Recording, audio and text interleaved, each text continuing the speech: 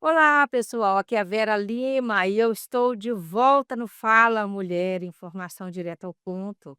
Gente, essa semana nós temos uma pessoa muito especial.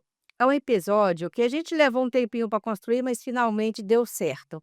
Estamos aqui com a doutora Márcia Barbosa, a reitora da Universidade Federal do Rio Grande do Sul, que tem movimentado as redes sociais, e nós vamos fazer uma prosa muito legal com ela para falar de ciência, tecnologia, inovação, mulher no poder. É isso mesmo. E a mulher que incomoda, sim, gente, a mulher sempre incomoda, seja por ela estar em qualquer espaço que for. Se ela estiver, então, no poder, ela incomoda muito mais. Se ela for uma mulher diferentona, do jeito que ela quer ser, incomoda muito mais. Então vem comigo, roda a vinheta, que você vai conhecer essa mulher porreta lá do Rio Grande do Sul, que fala do Rio Grande do Sul para Minas, para o Brasil e o mundo. Vem comigo, você está no Fala Mulher.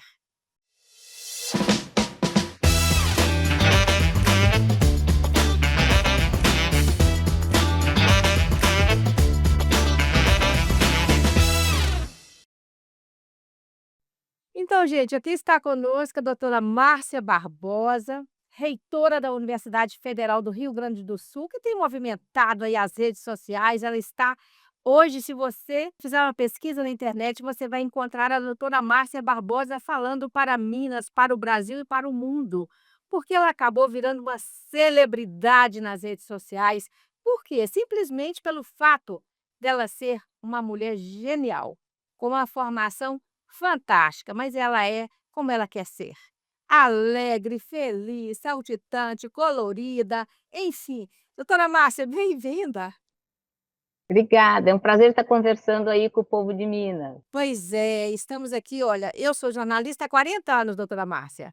Estou nessa área do jornalismo e a gente está aqui no Fala Mulher, mas nós temos também o Comunicação em Pauta e você vai estar com a gente em várias emissoras de rádio, na Rádio Liberdade Patinga, na Rádio Quintal, na Zona da Mata, na Rádio das Gerais, no Novo Jornal, enfim, em vários veículos que são parceiros da gente nessa caminhada. Eu queria dizer para vocês, gente, que a Márcia Barbosa, que aqui está, ela é doutora, 3 pós-doc. É isso mesmo, doutora? Isso. Me fala um pouquinho aí, que eu sei que você, tem renome internacional na área da física, foi eleita uma das mulheres mais influentes pela Forbes, né, mundo afora, agora está à frente de uma das maiores universidades federais, do país, que é a Universidade Federal do Rio Grande do Sul. Mas me conta um pouco de você, quem é a Márcia Barbosa no dia a dia? Bem, a Márcia Barbosa veio da escola pública, entrou na universidade quando ainda não tinha cota, então foi um grande desafio, um choque, né, entrar numa universidade que era dominada pela elite econômica. Fui fazer um curso que só tem homem, que é o curso de física, me tornei física teórica, que ainda é menos mulher presente ainda, e tive que ir avançando numa ciência que ela não acontece no Brasil, né? A física ela é uma disputa mundial, então eu tive que me acostumar com ir para conferências no mundo inteiro, e por isso tive que fazer vários estágios de pós-doc em diversos países do mundo, e está trazendo essa mensagem, né? Tem ciência no Brasil, tem física teórica no Brasil, mas que é uma coisa absolutamente apaixonante fazer ciência com os obstáculos, os desafios normais de fazer qualquer coisa num país como o Brasil e num meio em que não tem mulheres. Então, ser a única mulher da sala foi muito parte da minha vida. Pois é, e agora ser uma mulher super mega diferente, alegre, feliz, com um estereótipo, assim, diferente daqueles reitores ou reitoras, né, das universidades federais, a gente costuma ver pessoas, mulheres e homens, nessa sua posição de poder, mais sisudos, mais trancados, meio assim, né, com aquele conhecimento que está acima da cabeça, vamos dizer assim, né? Você é diferente. E isso tem gerado, assim, um incômodo nas redes sociais e te posicionado aí, né, nas trends mais imediatas, de topo, assim, de funil, vamos dizer. Como é que você tem encarado isso? Porque as críticas nem sempre são positivas, né. Eles estão esquecendo um pouco até do seu lado de conhecimento e do seu lado de inovação e de pesquisa, para focar no seu cabelo colorido, nos óculos que você está usando, enfim, na sua roupa. Me conta um pouquinho sobre isso. Gente, na área de física, né, também tem estereótipos. Vocês vão eu tenho até um estudo que fiz com uma estudante minha, que a gente pediu para nos colégios as crianças desenharem cientistas. E vão ser homens brancos, cabelo espigado, com uma cara meio estranha. Então, assim, eu ir para física e ser uma mulher que usa mini saia, roupa colorida, que gosta de dançar, já desde o começo provocava esse desconforto. Mas tem uma coisa em ciência que é maravilhosa, gente. Lá no frigir dos ovos, na hora de ter aceito meus artigos, ninguém estava aí qual era a roupa, o batom, o que eu estava usando para aceitar os artigos. Então, assim, é a qualidade do trabalho. Claro que as pessoas podiam entortar o nariz, porque eu fazia palestras mais descontraídas, o que me deu uma oportunidade enorme. Eu fiz muita palestra pública para a população em geral. Eu fui à cidade de Waterloo, no Canadá, para fazer uma palestra com menos 10 graus centígrados e as pessoas tudo de noite lá indo, a população da cidade indo assistir as palestras. Então dá uma abertura também para divulgar o conhecimento, se tem uma pessoa que fala mais, tá? Mas os obstáculos sempre foram essa crítica do café, tá? Mas que nunca me impediu de publicar um artigo ou ir para uma conferência internacional, porque eu tinha que ter o que a gente chama de excelência acadêmica. Tá? Mas as mulheres sofrem, porque aí muitas mulheres pensam, né, que não, eu vou usar outra roupa, ser mais, vou me conter para ter chance de ter essa carreira. Tá?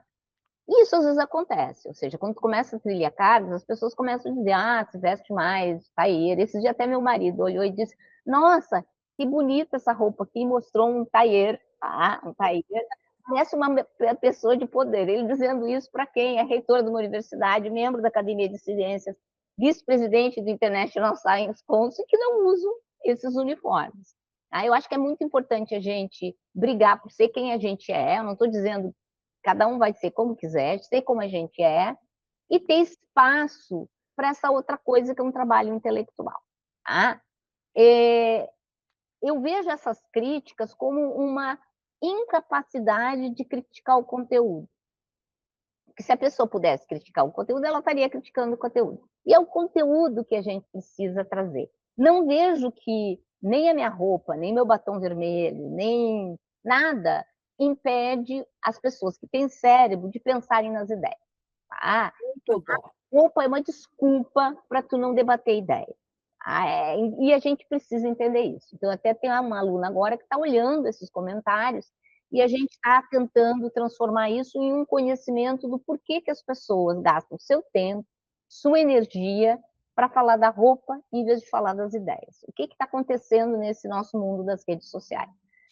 Doutora Márcia, e eu vi até um comentário seu dizendo assim: "Sua crítica vai virar o meu artigo". Isso, nós estamos trabalhando nisso, nós estamos juntando, e tem gente me escrevendo, dizendo: olha, eu já fiz meu mestrado com esse assunto, eu estou coletando o que já fizeram, para ter esse olhar de por que a razão que as pessoas gastam tempo, energia, para falar de uma coisa que é irrelevante, em vez de estar falando das coisas que são relevantes. Tá? Que é o conhecimento, como é que nós vamos desenvolver o Brasil, como é que a gente vai enfrentar a crise climática. Mas, ao mesmo tempo, essa crítica me deu a oportunidade de chegar a mais pessoas. Então, eu estou crescendo nas redes sociais. E parte dessas pessoas estão lendo as coisas que vão muito além da roupa, do batom, estão lendo as ideias. Então, a gente tem um projeto que sai no Instagram, que é o Sextou com Ciência. Toda sexta-feira, por 1 minuto e meio, eu falo de algum tema de ciência, tá? De um jeito rápido, de um jeito fácil, e aí referencio um artigo para quem quiser se aprofundar. É trazer a ciência de um jeito que todo mundo entende, para as pessoas verem que maravilhas a gente está fazendo na universidade. Ah, e eu só trago coisa que a gente está fazendo. Então, assim, é coisa da ciência made in Brasil, gente. E E como é maravilhosa. Então, estão usando o limão, né, que é a crítica, numa limonada, que é trazer mais ciência acessível para toda a população brasileira, que, afinal de contas, é quem paga a universidade pública. Maravilha, gente. E agora nós vamos fazer um quadro que é sobre gestão e desafios da Universidade Federal do Rio Grande do Sul. E aqui, doutora Márcia, eu tenho 3 perguntas para a senhora. A primeira é sobre a retomada da autonomia. A gente sabe que após um período de intervenção, né, de tensões políticas na universidade, o Brasil inteiro acompanhou a situação que aí, né, se encontrava. Eu queria saber como está o seu processo aí de pacificação interna, de retomada da gestão democrática, como que o senhor está conduzindo essa questão? Bem, então só para quem não conhece, a URGS passou por uma gestão de 4 anos em que a pessoa escolhida era a terceira da lista tríplice. Lista tríplice essa, ou seja, o conselho manda 3 nomes e o presidente da república da época escolheu o último colocado, e já, assim, tá para acabar, só falta o presidente Lula sancionar e aí fim dessa lista tríplice. E fim de uma segunda coisa também, que está na mesma leizinha que o presidente vai assinar, que é o fato que antigamente, numa escolha para reitor ou reitora, 70%, o peso de 70% dos votos era obrigatoriamente de docente. Tá? Muitas universidades desafiavam isso e colocavam que a escuta, ou seja, fazer uma consulta informal, em que o peso era um terço do peso para docente, um terço para técnicos administrativos da educação e um terço para estudantes. Tá? E o conselho universitário, que tem os 70% de docentes, ia lá e referendava a lista escolhida dessa maneira mais bem distribuída, mais democrática. A URGS, na eleição que me escolheu, fez o processo paritário, ou seja, um terço, um terço, um terço. Então, fez duas coisas, né? Mandou uma lista tríplice tentando reforçar o primeiro nome da lista, mas o primeiro era quem era escolhido dessa forma mais democrática. Com a nova lei, a gente vai poder escolher como quiser. Universidade que quer dar 70% de peso para professor vai fazer, mas as outras universidades que quiserem ser mais democráticas vão fazer uma escuta mais equitativa de sua comunidade. Então, eu assumo essa universidade de pouco diálogo, porque esse reitor ficou muito não se sentia confortável, afinal de contas tinha sido o terceiro da lista, e a gente tem que fazer várias coisas. Para começar, eu tive que tirar as grades, a reitoria era gradeada, não é que o campus fosse, a reitoria era gradeada. Temos que derrubar grades, num símbolo de escuta. Escuta, gente, dá muito trabalho, democracia não é fácil, porque a gente tem que escutar quem gosta da gente e quem não gosta da gente. Então, tivemos que estabelecer alguns processos de escuta maior da nossa comunidade, num momento muito desafiador. Por que muito desafiador? Porque o nosso orçamento não dá conta do que a gente tem que manter. A URGS é uma senhora de 90 anos, né, que precisa de reformas, e o orçamento não dá conta disso. O orçamento mantém o básico, né, que é pagar terceirizado, manter o nosso restaurante universitário, manter bolsas para os alunos, manter o sistema mais ou menos funcionando. Ao mesmo tempo, como a gente é a melhor federal do país, segundo o MEC, a gente consegue captar recursos para pesquisa, mas a pesquisa não conserta a terra. A pesquisa não consegue manter a infraestrutura. Então, a gente tem um grande desafio de atender a infraestrutura ao mesmo tempo que vai dialogar e ouvir críticas, que é óbvio, quem tem goteira na cabeça está furioso. Né? Então, a gente está buscando, e, ao mesmo tempo que a gente tinha várias propostas que a gente está cumprindo. Por exemplo, a gente criou uma pró-reitoria de ações afirmativas de equidade, ou seja, uma pró-reitoria nova, justamente para dar conta de que os alunos que entram por cotas ou outros alunos que entram, que têm outras características, consigam chegar até o fim do curso. Ela vai olhar isso, como é que eu faço para que a gente tenha os alunos chegando até o fim do curso, mas ao mesmo tempo que a gente incorpore a diversidade do povo brasileiro na nossa formação, nas nossas relações. Eu estudei num tempo em que eram homens e mulheres brancos e brancas, né, vindas da elite que estavam dominando a universidade. Agora não, ela abriu. E quando ela abre, ela traz novos olhares. Eu preciso incorporar isso no conhecimento, essa Proreitoria tem essa função de incorporar todos esses grandes desafios. E eles são desafios não só de acolhimento, gente, é desafio porque diversidade significa mais eficiência. Se eu tenho um ambiente diverso, eu tenho mais gente pensando com ideias inovadoras fora da caixa. E com isso eu consigo ter mais eficiência, mas eu preciso abraçar essa diversidade. Essa Pró-Reitoria tem essa função. Que Outro bacana. desafio, muito desafiador, é que com poucos recursos, o governo federal ofertou da gente criar um novo campus na Serra Gaúcha. Isso tá? que eu Lá oi? isso aí eu gostaria inclusive de perguntar para a senhora, essa nova estrutura física, né, do campi, como é que está a infraestrutura, como é que está o orçamento, né, para que vocês consigam dar conta disso? Porque nós tivemos impactos recentes climáticos seríssimos no Rio Grande do Sul, imagino que a verba esteja curta, né? Isso, mas é assim, o governo está ofertando um dinheiro adicional, ou seja, se eu não construir o campus, eu não tenho dinheiro adicional. Estão vendo aí a pegadinha? Então, assim, a gente vai abrir um campus, porque a gente identifica que na Serra Gaúcha a gente tem estudante que não vem para a capital para fazer o curso, a gente tem emprego, olha, emprego, que é uma coisa muito importante, e a gente tem um setor produtivo que precisa também se qualificar. E a universidade faz isso, faz pesquisa e inovação de fronteira. Então, assim, para construir esse campus, o dinheiro é outro. Não é que eu vou tirar da sede para lá. Ao mesmo tempo que eu já estou olhando que eu vou ter empresas que podem colaborar com a universidade e, com isso, inclusive, trazer mais recursos com interações externas para a nossa universidade. Então, é um projeto de visão. Eu estou vendo assim, eu levo um campus para lá, eu construo relações que, inclusive, alimentam o meu campo sede. Nós temos que ter visão, gente, mas a gente tem que ter coragem de fazer. E a universidade teve coragem de aprovar a nossa ida para a Serra Gaúcha. É um monte de trabalho, fazer qualquer coisa dessa na burocracia brasileira é um monte de trabalho, mas a gente está caminhando, está andando, nós já aprovamos internamente os 2 primeiros cursos, já começamos a comprar o mobiliário, então no momento a negociação da compra do prédio. E os 2 Então, primeiros cursos quais são? os 2 primeiros cursos são Psicologia e Ciência de Dados, estamos constituindo a pedagogia, uma engenharia guarda-chuva, tá, para começar, e temos também administração. Mas virão, também estão falando aí de arte, de toda a parte de artes cênicas, tem uma discussão de trazer arte também, porque estamos vivendo todo esse boom do audiovisual em todo o Brasil e também na Serra tem essa questão.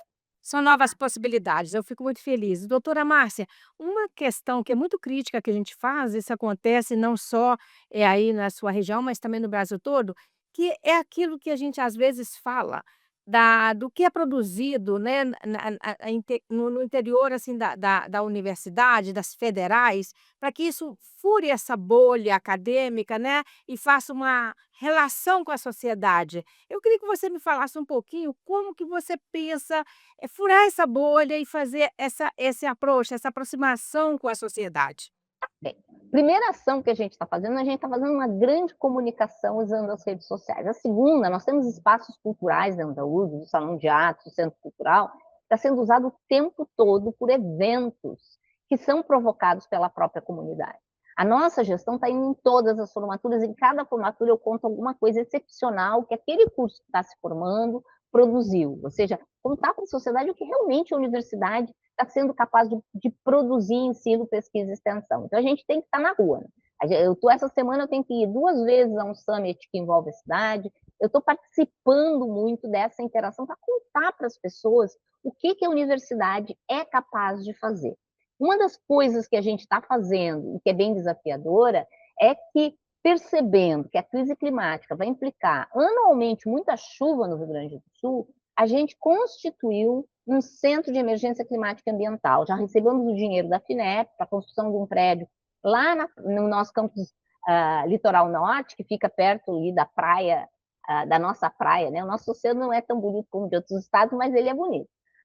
E estamos construindo lá, em que a gente já vai incluir o monitoramento que a gente faz. Hoje em dia, quando a gente tem anúncio de que vai ter uma chuva forte, ou que vai ter um vento forte, um tornado, a URGS já aciona seus meteorologistas e hidrólogos para a gente ter alertas nossos. Então, hoje a gente diz, eu digo assim, olha, vai continuar tendo aula, vai ter flexibilidade de aula, ou vamos fechar a universidade, com base na ciência que a gente produz. E eu quero produzir isso para todo o estado do Rio Grande do Sul. Então, também nesta linha, nesse momento, a gente está dando formação para 100 escolas, para os professores e professoras ensinarem sobre mudanças climáticas e ambientais, adaptada à localização do Rio Grande do Sul. E a gente quer isso ser um projeto piloto para a gente dar formação em todo o Brasil. Vou olhar na região que tem queimadas, dou uma formação para aqueles professores e professoras ensinarem sobre esse assunto. Onde tem seca, ensinar sobre seca. E prevenir a população.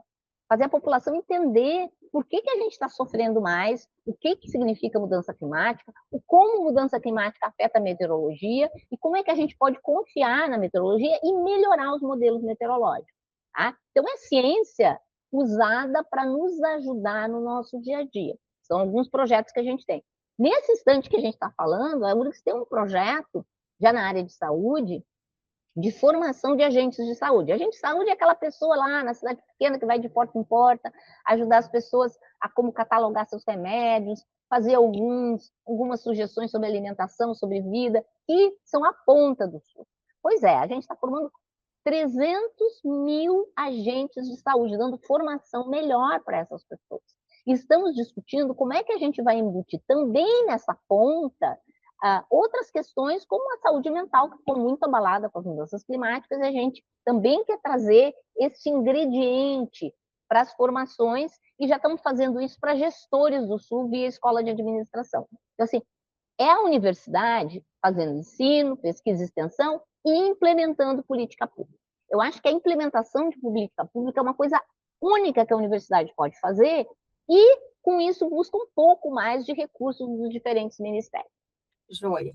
E para finalizar, fica a palavra aberta para a reitora da Universidade Federal do Rio Grande do Sul, Márcia Barbosa, para a mensagem que você quiser deixar aqui para Minas, para o Brasil, para o mundo, aquilo que estiver no seu coração neste momento que você quiser externalizar. Primeiro, assim, para as famílias, para os jovens, para os não tão jovens, venham estudar, voltem a estudar. Nossas universidades, as nossas universidades, sejam elas as públicas ou as públicas comunitárias, estão aí para a gente dar formação para qualquer faixa etária. Venham estudar, estudar é muito divertido, é uma delícia, abre as nossas mentes, faz a gente compartilhar um tempo maravilhoso e conhecer novas pessoas. Espero vocês aqui no nós temos vestibular, e nós temos SISU. Então, tem 2 jeitos diferentes de entrar, mas se quiserem, tem N universidades aí no estado de Minas, vamos estudar, bora estudar, afinal de contas, a universidade é foda, gente. É foda. E nós somos fodas também. Obrigada, doutora Márcia Barbosa, pelo seu tempo, pelo seu carinho, disposição em conversar conosco. Eu espero que a gente possa ter outras possibilidades assim. Um beijo para você.